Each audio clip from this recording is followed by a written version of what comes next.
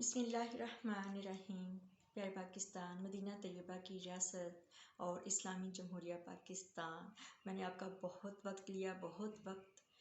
جو ہے وہ لے رہی ہوں، لیکن میں دعا کرتی ہوں ان تمام اپنے بہن بھائیوں کے لیے، ان بچوں کے لیے جو مجھے سنتے ہیں، اور اگر وہ تھوڑا سا ایک رائی کے برابر بھی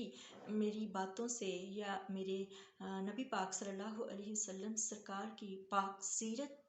کو بیان کرنے سے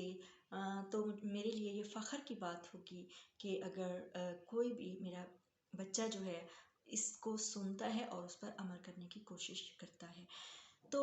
نو ڈاؤٹ ہماری جو نوجوانوں کی بات کر رہے تھے، ہم ان پہ بہت پراؤڈ ہیں، اور ہم گھر سے تربیت کرتے ہیں اپنے بچوں کی۔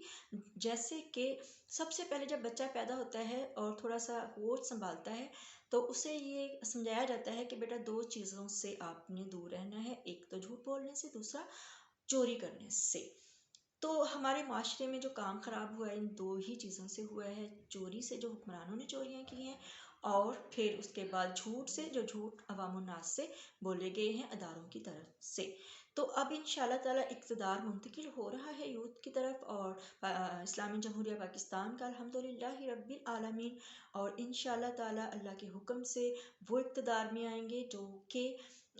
ایماندار ہوں گے، جو کہ سچے بھی ہوں گے۔ چلیں صادق اور امین نہیں کہتے، ہم اردو میں بول لیتے ہیں، جو سچے ہوں اور امانت دار ہوں، جن پر کرپشن کے چارجز نہ ہوں، جنہوں نے باہر کے ملک میں جائیدادیں نہ بنائی ہوں، جن کو چھینک بھی آ جائے تو وہ باہر علاج کرنے نہ جائیں، بلکہ ہمارے خان کی طرح 4 گولیاں کھا کے اپنے ہی ملک میں علاج کروائیں۔ اور اسی طرح جب ہمارے خان صاحب گرے تھے اسٹیج سے تو بہت تب بھی کہا گیا کہ آپ باہر چلے جائیں، آپ نہیں گئے، آپ نے شوکت خانہ میں ہی اپنا علاج کروایا۔ ان حکمرانوں کی بدقسمتی دیکھیے کہ مال تو پیسہ تو اتنا ہڑپ کیا، لیکن ان کو کچھ بھی ہوتا ہے، ان کے پلیٹلیٹس گر جائیں، ان کا کچھ بھی ہو، عوام جو ہے وہ ہر حال میں یہیں سے علاج کروائے اور یہ چلے جائیں فوراً باہر کے ملک، یورپ میں چلے جائیں۔ جیسے مریم نواز مائنر سرجری کے لیے کہ میری مائنر سی سرجری ہونی ہے، اس کا بھی ہمارے جو ہے ہمارے پہ روب ہوتا ہے۔ پیسہ ہمارا ہے، مال ہمارا ہے، ٹیکس ہم نے دیے ہیں، یہ لوٹ کر لے گئے ہیں، یہ چور ہیں، ڈاکو ہیں، قاتل ہیں، بد کردار ہیں، بدکار ہیں، ہم ان سے نک و نک آ چکے ہیں، نہ ہمیں یہ منظور ہیں، کسی بھی صورت منظور نہیں ہے۔ چودھری نظام الدین لگا ہوا ہے اپنے باطل روش پہ، پچھلے باطل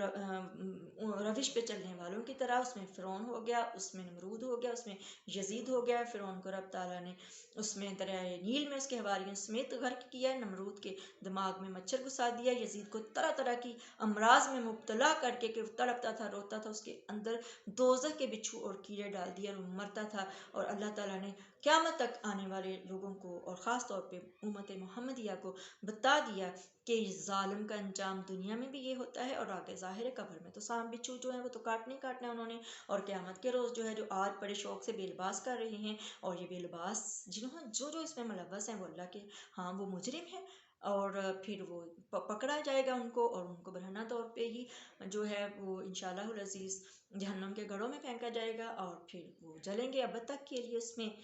تو ہمارا جو انشاءاللہ العزیز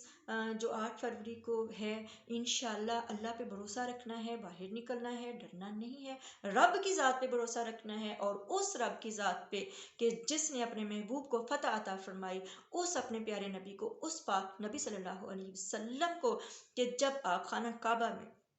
آپ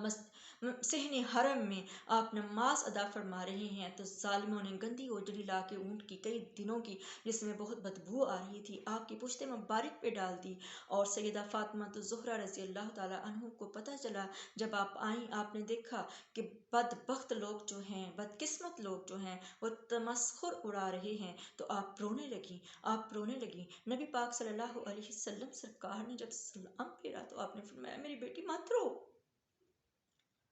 نہیں، آج کے دن پر مت رو، اللہ تعالیٰ نے آپ کے بابا کے ساتھ وعدہ فرمایا ہے کہ اللہ کبھی اپنے محبوب کا ساتھ نہیں چھوڑے گا۔ اس وقت کتنا ناممکن تھا، انہوں نے کتنے مظالم کیے کہ ہجرت کرنی پڑی مسلمانوں کو، صحابہ کو ہجرت کرنی پڑی، صحابیات کو ہجرت کرنی پڑی، میرے پاک نبی صلی اللہ علیہ وسلم کی بیٹیوں کو، شہزادیوں کو ہجرت کرنی پڑی، اور پھر مدینہ طیبہ میں ظلم، اس ایک طرف سے کفار مکہ اور دوسری طرف سے لعین یہودی جو تھے پروپوگنڈے کرتے تھے. بڑی بڑی جنگیں ہوئیں. 313 تھے پہلی جنگ میں مسلمان، اور ہزاروں کے لحاظ سے لشکر تھے کفار مکہ کے، اور ساتھ میں یہودی ملے ہوئے تھے جو ان کو مسلمانوں کے راز بتاتے تھے، جو مسلمانوں کے ساتھ جو ہے وہ کرتے تھے. بظاہر اپنے آپ کو مسلمان کہلاتے لیکن اندر سے وہ منافق تھے، مسلمانوں کے دشمن تھے وہ یہودی اور رئیس المنافقین عبداللہ بن ابی وغیرہ.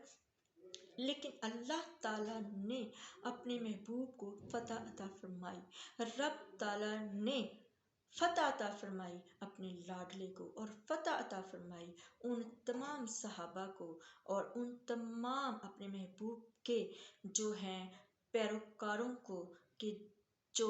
مکہ مکرمہ میں جنہوں نے کہا آہت، جن کو مارا جاتا، جن کو کوئلوں پر لٹایا جاتا، جن کے مار مار کے ان کے سر پھاڑ دیے جاتے اور کہتے کہ بولو اللہ ایک نہیں ہے،